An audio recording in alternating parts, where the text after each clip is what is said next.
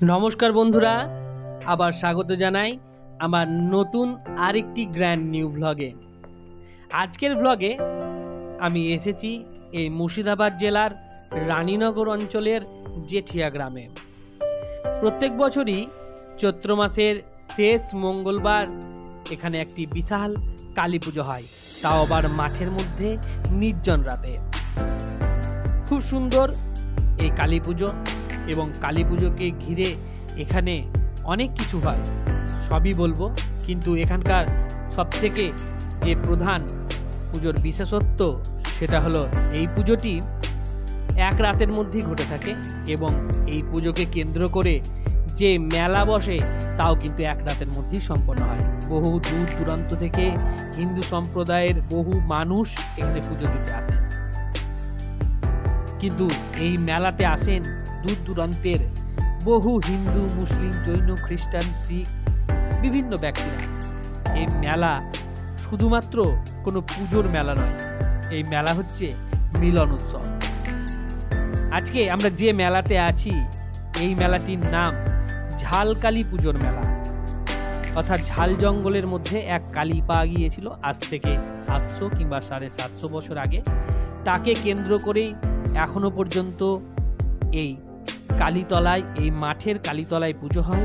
এক রাতব্যাপী পুজো এবং এক রাতব্যাপী মেলা বসে।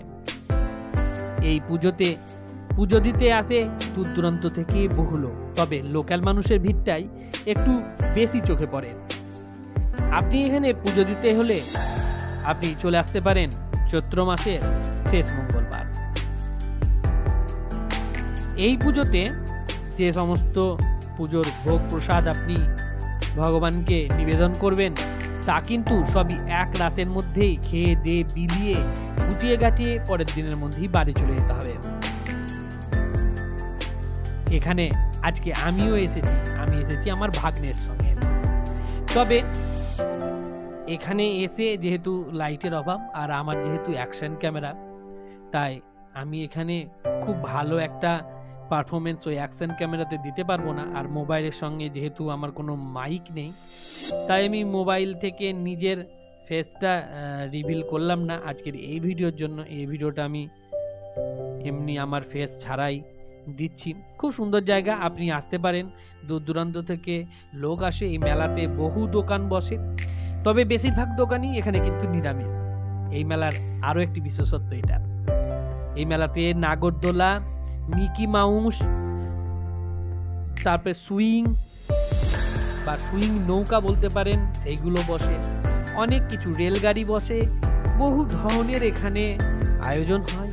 এখানকার কোনো কমিটি নেই, মানে এই মেলাকে কন্ট্রোল করা। কিন্তু এই কালী মন্দিরে পুজো করার জন্য নির্দিষ্ট একটি কমিটি রয়েছে। প্রত্যেক বছর এই কমিটির উদ্যোগে এই পুজোটি করা হয়। এখানে যে শুধু ঝালকালী পুজো হলে শুধু ঝালকালীর পুজো হবে তা কিন্তু নয়।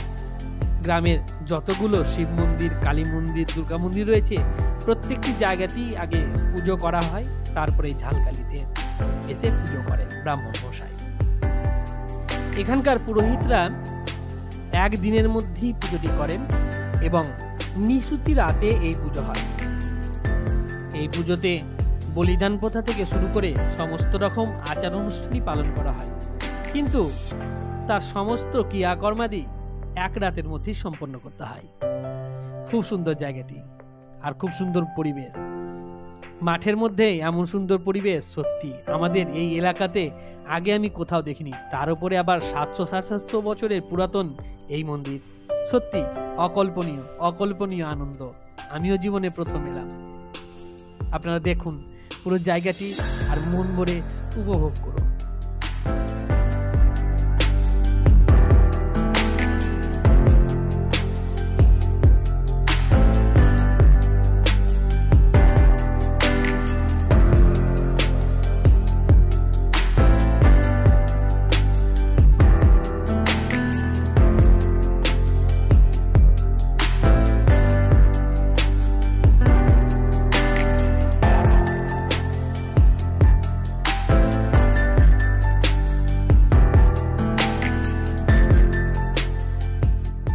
আজকের ভিডিওটা হয়তো আপনাদের মনের মতন ঠিকভাবে সাজিয়ে উঠতে পারলাম না, তবুও যদি ভালো লাগে অবশ্যই একটা লাইক করে দেবেন, বন্ধুদের সঙ্গে শেয়ার করে দেবেন।